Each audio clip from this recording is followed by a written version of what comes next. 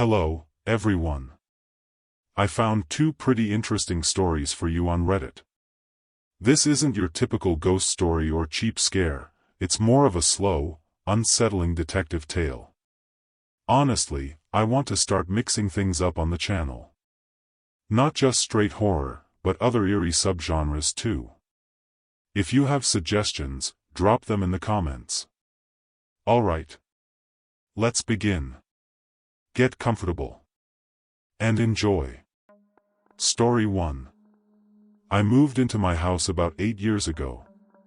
It's a small townhouse in an aggressively boring residential complex in a tiny Minnesota town, about half an hour south of Minneapolis. On my block, there are 6 identical buildings, each containing 8 three-story townhomes. It looks like God was playing The Sims and, instead of building each sim a unique house, just copy-pasted the first one until the neighborhood was full. I was lucky enough to get a corner unit. Unfortunately, it faces the neighboring building, a perfect mirror image of mine. There's maybe 4 meters of shared lawn between our front doors. If you ignore the monotony of copy-and-paste suburban life, I actually liked the place. The only thing that bothered me was living so close to so many people. I prefer my dogs over human company. I had no interest in meeting my neighbors. I would have been perfectly happy if they all assumed I was some quiet hermit. My family helped me move in, paint the walls, lay new carpet, and decorate. After about a week, they were finally leaving, and I was ready to settle in alone. It was getting dark. We stood at the door exchanging those long, drawn-out Midwestern goodbyes when my mom glanced across the lawn. "Huh," she said. "That's the first time all week I've seen a light on in that house." "I thought it was empty," I said. "Maybe he's nocturnal," my dad joked. "Or a serial killer." "Oh great," I laughed. "Now I won't even need crime documentaries. It's happening right next door." While we'd been moving in, I had noticed that the blinds in every window of the neighbor's unit were always shut. But I hadn't thought much about it.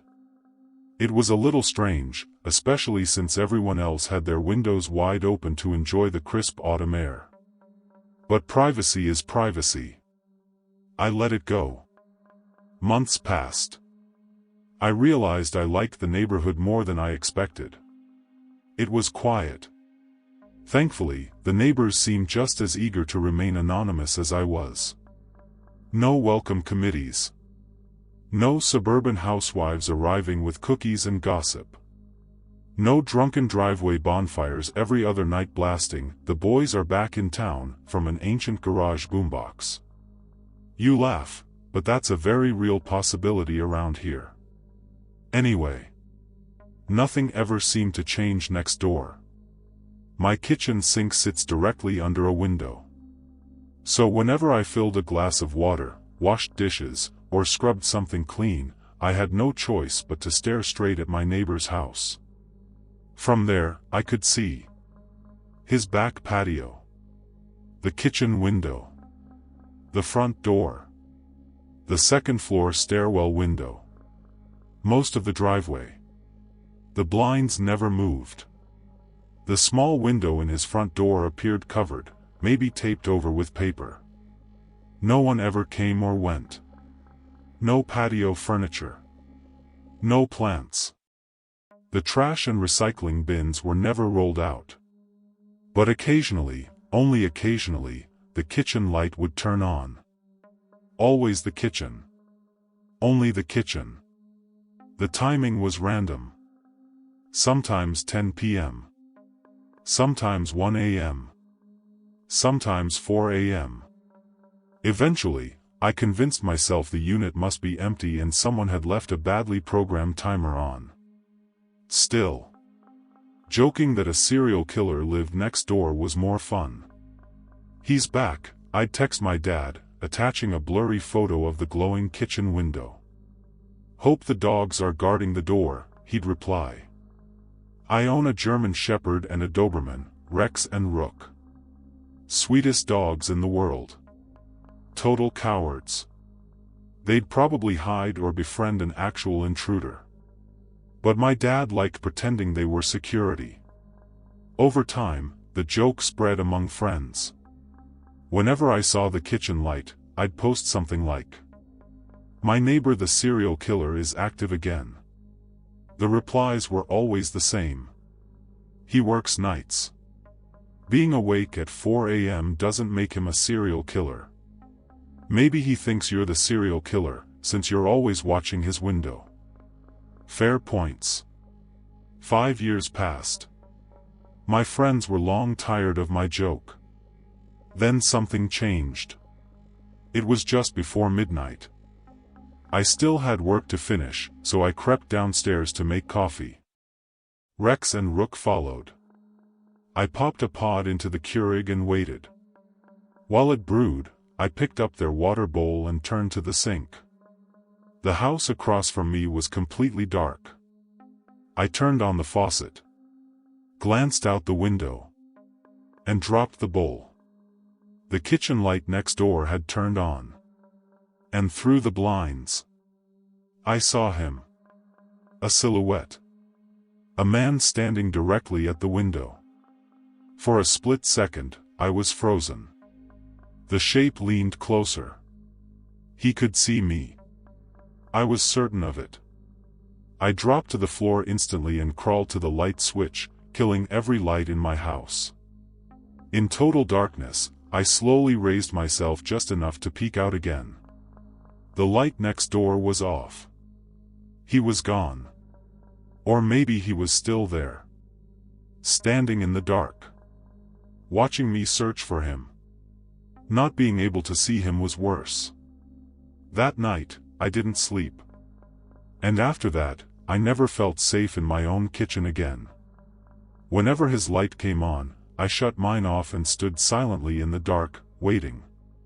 I didn't tell anyone what I'd seen.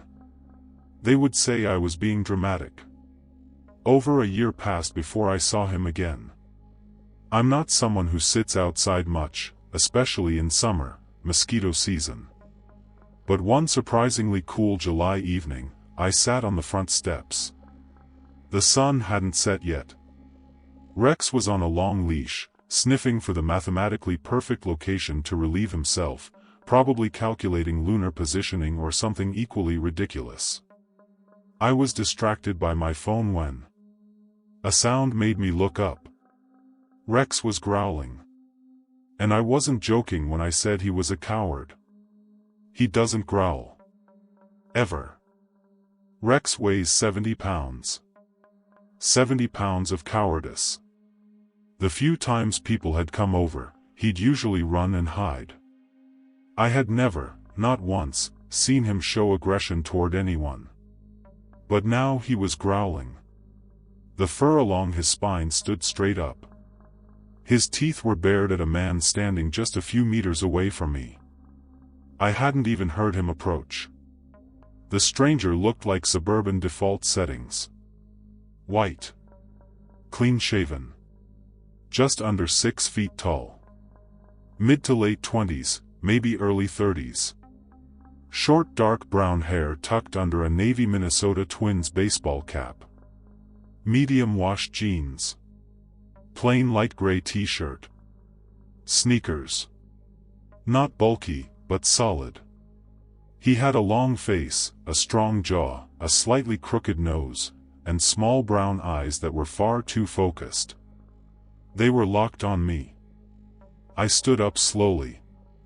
He glanced at Rex, who was crouched low, ready to spring, then returned his gaze to mine. I could see it in his expression. The dog unsettled him. Just for a second. Then his face relaxed. Almost friendly. Almost. If it weren't for the tension in his eyes, and Rex's reaction, I might not have perceived him as a threat at all. "I didn't know you had a dog," he said, tilting his head slightly. In that moment, I was too on edge to process how strange that was. No introduction. No, "Hi, I'm your neighbor." Just that. "Have you had him long?" The way he spoke was calculated. the tone casual. Like he knew me. Since he was a puppy, I replied, taking a small step backward toward my door. He's very loyal, the stranger said, tilting his head the other way. He smiled. A wide smile. Teeth hidden. His eyes did not change. Not even a flicker. I cut myself off when Rook suddenly launched himself at the front window, slamming against it with a violent bark. The stranger startled. "Oh," he said, stepping back. "You have 2 dogs." Rook clawed at the glass like he was trying to break through it. Rex's growl deepened, saliva dripping from his jaws. "Well," the man said, straightening up, "should probably get going." He turned and walked toward the garage of the neighboring townhouse. Just before disappearing around the corner, he looked back. That same wide smile. "Have a nice day." A second later, I heard the garage door shut. I dragged Rex inside, locked the door, and slid down to the floor. Both dogs whined, shoving each other to get a better view out the window. I was grateful. But shaken. So shaken that I grabbed them both, went upstairs, locked my bedroom door too, and called Maria. "Well, he sounds weird," Maria said when I finished. "Rex and Rook never act like that, Maria. What if he really is a serial killer?" She laughed softly. "That's a little dramatic. You didn't see his eyes." She didn't understand. "How do you explain that instinct? That cold certainty in your gut?" "One day it'll be on the news," I said. "You know how neighbors always say, 'Oh, he was such a nice young man. He seemed so normal.' I won't say that. I'll tell reporters I knew all along. My best friend has murderous intuition," she snorted. Murderous intuition. She thought it was hilarious. I didn't. After that day, I became even more vigilant. And I started digging. I consider myself a discount private investigator. With a few Google searches, I can find almost anything about almost anyone.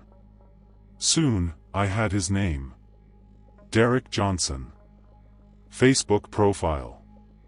LinkedIn page. Self-employed. I guess there aren't job postings for serial killers. He had a normal number of Facebook friends. Some old photos weren't private.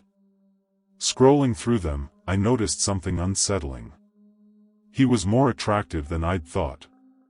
A little Ted Bundy adjacent, if you ask me. Another search revealed he owned 2 properties. The townhouse next to mine. And a larger home in a nearby city listed as his primary residence. Of course. The townhouse was his murder house. My brain built a narrative effortlessly. Even in winter, I'd noticed his heat never seemed to run. But around late April, the air conditioning kicked on. Why would someone keep a house that cold? Unless it was a refrigerator. I concluded he was probably a cannibal. There was something Dahmer-esque about him. I was sure of it. As I continued observing, I started seeing Derek, or signs of him, more often. Sometimes there'd be a car in the driveway. A large, dark 4-door sedan. Spacious trunk. Perfect for groceries. Or bodies. Once, I saw him on his patio with a small fire pit. He swept something, gravel? Sand? Into a dustpan and dumped it into the flames. Not sand. Crushed bone. What else could it be? You can't just bury skeletons in your yard like Gacy anymore. Who sweeps their patio and burns sand? Only someone hiding something. He always came and went at strange hours. My mom suggested he might just be fixing up the house to rent. But who shows up in the middle of the night to work on a rental, and never carries tools? Maria suggested maybe he worked phone sex lines late at night. But since when does a phone operator need an entire house? Nothing else made sense. Derek was a serial killer. I just needed proof. One evening, while I was telling Maria about my latest evidence, she offered her own theory. "He's just like you," she said casually. "I'm sorry, did my best friend just call me a serial killer? He's a writer. Like you." I paused. "That explains everything," she continued. "Weird schedule. Works whenever he wants. Prefers to be alone. No distractions." Oh. Relief flooded through me. Of course. A writer. That made sense. Didn't it? Still. Writers don't stare through blinds at midnight. Writers don't make dogs react like that. Writers don't smile like that. Right? Right. Of course. That makes sense. It's not a bad theory, I admitted. Though I didn't actually believe he was a writer. Suit yourself, Maria sighed. She probably had the most rational explanation out of anyone. And still, I knew she was wrong. I can recognize one of my own. And now I know for certain that I was right all along. 3 nights ago, I was at my usual observation post, the kitchen window, when something new happened next door. Around 2 a.m., the dark sedan pulled into the driveway. The headlights shut off. The engine died. Derek stepped out from the driver's side. But instead of heading straight into the garage, he walked around the car and opened the passenger door. "A girl," I whispered to myself. "Oh my God." She stumbled getting out. He caught her. He said something. She laughed and leaned harder into him. She was clearly drunk. Or drugged. Either way, she wasn't thinking clearly. She was young. No more than 21. The bars had just closed. He could have picked her up anywhere. Long blonde hair. Of course. A short floral dress, cute and innocent if not for how low it dipped in the front. She looked like any other girl in town. But I could already picture her face on the news. Missing young woman, presumed dead. I watched as he helped her inside. The garage door rolled down. The light went out. I waited. The kitchen light never came on. None of the lights did. Maybe they didn't need lights.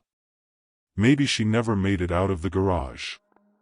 I stayed up another hour, glancing out the window every few minutes. No screams. Eventually, I told myself I'd gone too far this time. By the time I woke the next day, all right, fine, early afternoon, the sedan was gone. Still uneasy, I spent the day reviewing my evidence. In all my years of watching, I had never seen him bring someone inside. At least not someone who could still walk. That didn't mean there hadn't been others in that trunk. But then again, why let her step out where anyone could see, when he could have driven straight into the garage? Unless he knew I was watching.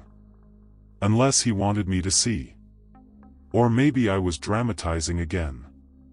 Maybe this townhouse was just a place to bring women.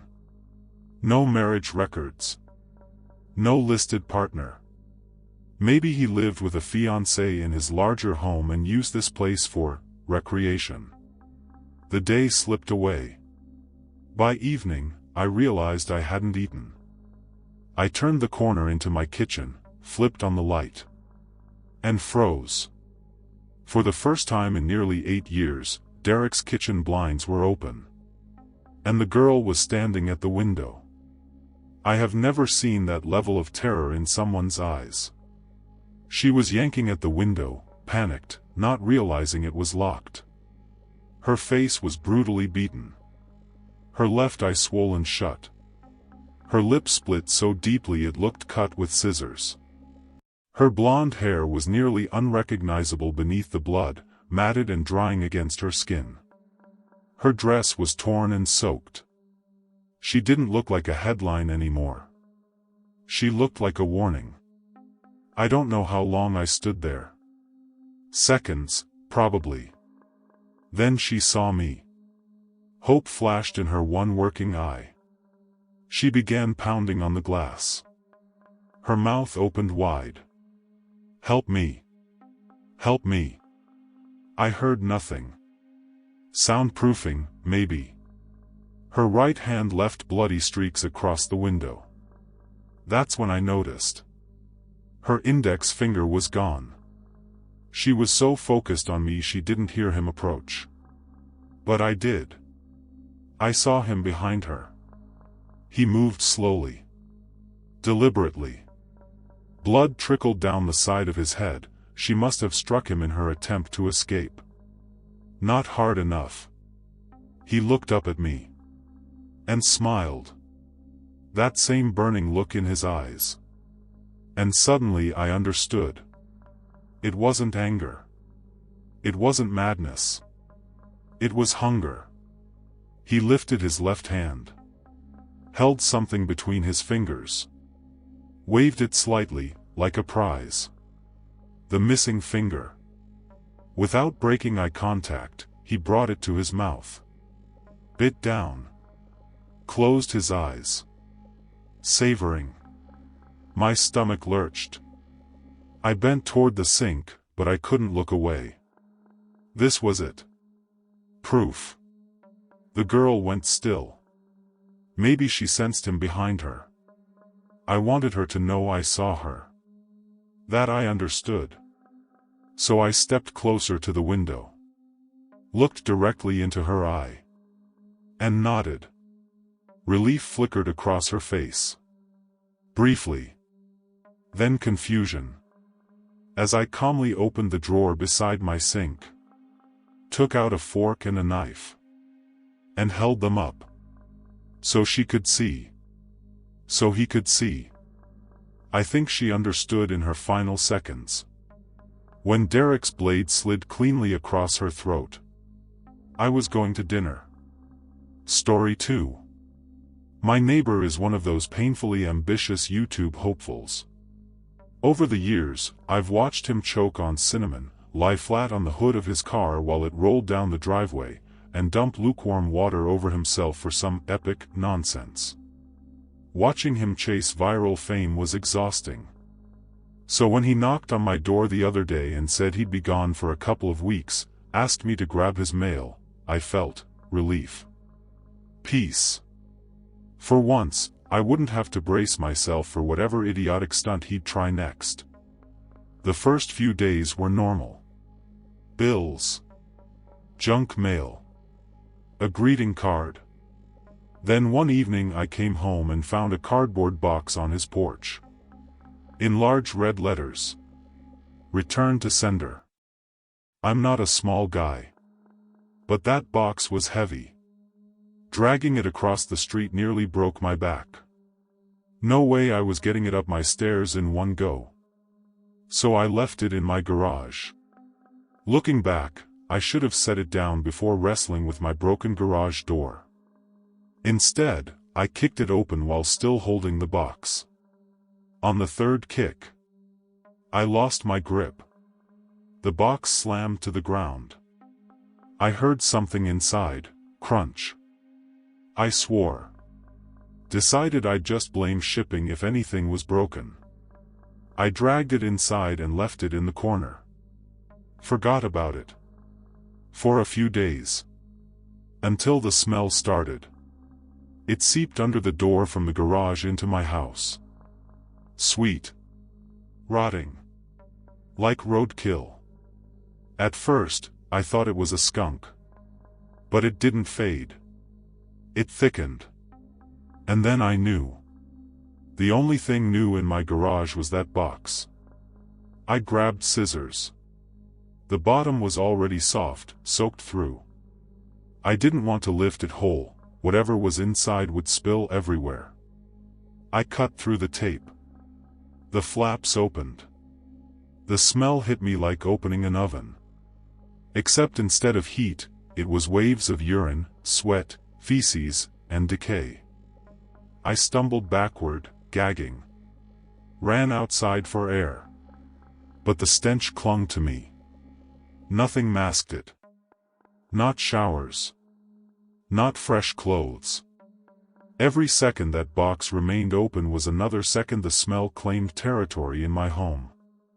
I clenched my jaw. Walked back into the garage. The box sat there. Open. Waiting. I was ready. A clothespin clamped my nostrils shut. In one hand, I held a trash bag. In the other, the strongest cleaning solution I could find. Long rubber gloves shielded my skin from whatever waited inside that box. As it turned out, I didn't need any of it. I didn't have to touch the contents. I didn't have to clean anything. All I had to do was live with the nightmares. You see, there was meat in that box. But it wasn't beef. It wasn't pork. It was worse. It was my neighbor. Dead. Still whole. But dead. I called the police. Naturally, they took me in for questioning. It's difficult not to suspect the man who has a corpse sitting in his garage. Fortunately, they realized fairly quickly that I wasn't involved. Yes, my DNA was all over the box. Yes, the smell had spread through my house. But in the dead man's hands was the one piece of evidence that cleared me. His vlogging camera. They showed me the footage once. I don't know if they were technically allowed to. Maybe they pitied me. Maybe they figured I'd already seen the worst of it. Either way, I watched. He was sitting inside the box near a shipping facility, laughing into the lens. Explaining how he was about to mail himself across half the country. He had brought bottles for urine. Food. A pillow. Flashlights. A friend, someone I had seen at his house before, sealed the lid and, apparently, dropped him off for shipment. Over the next several hours, or days, I honestly don't know, he recorded updates. I think I'm in a truck now. I can feel it moving. Probably at a warehouse. It's warm, but I still have plenty of food. Then, on the final recording, the box tipped. There was a dull, sickening crack. He broke his neck. That was it. The camera kept recording until the battery died. But there's one thing I never told the police. One thing I heard on that recording. Something that will follow me to my grave. Right after the box fell. Right after his neck snapped. I heard it. The unmistakable, rusted, protesting squeal of my garage door opening. My thoughts. That's it for today's stories, guys. So, what did you think? Personally, I loved both of them. The first one?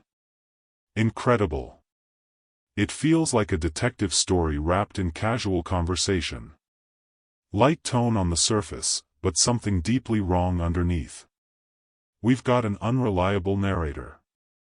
A woman who seems to have memory gaps. Psychological blocks. Maybe dissociation. She spends years convinced her neighbor is a serial killer. Turns out, he is. A cannibal, no less. And she's been his accomplice the entire time. Boom. What a twist. She didn't remember. Not until something triggered her. The hunger. His smile. Suddenly it all makes sense. Why he smiled at her like that. Why he spoke to her like they already knew each other. Didn't know you had a dog. As if they'd shared more than just a lawn. Maybe she compartmentalized it. Suppressed it. Her normal self burying the monstrous one. Until a trigger flips the switch. And the cycle repeats. I loved it. Genuinely great twist. Open ending, sure, but in a satisfying way. You can piece it together yourself. Big thumbs up from me. The second story? Also great, in a completely different way. There's something darkly absurd about it. You kind of sense where it's going, but you still can't look away. A guy chasing viral fame pushes it too far. And pays for it. You almost feel sorry for him. Almost. But who mails themselves across the country in a cardboard box? That's not ambition. That's insanity. The real victim, though, is the neighbor who got dragged into it. That final detail with the garage door? That's the kind of subtle horror that lingers. Short story. Simple concept. But executed perfectly. So yeah. 2 big, heavy likes from me. What about you? Did you enjoy the detective-style horror?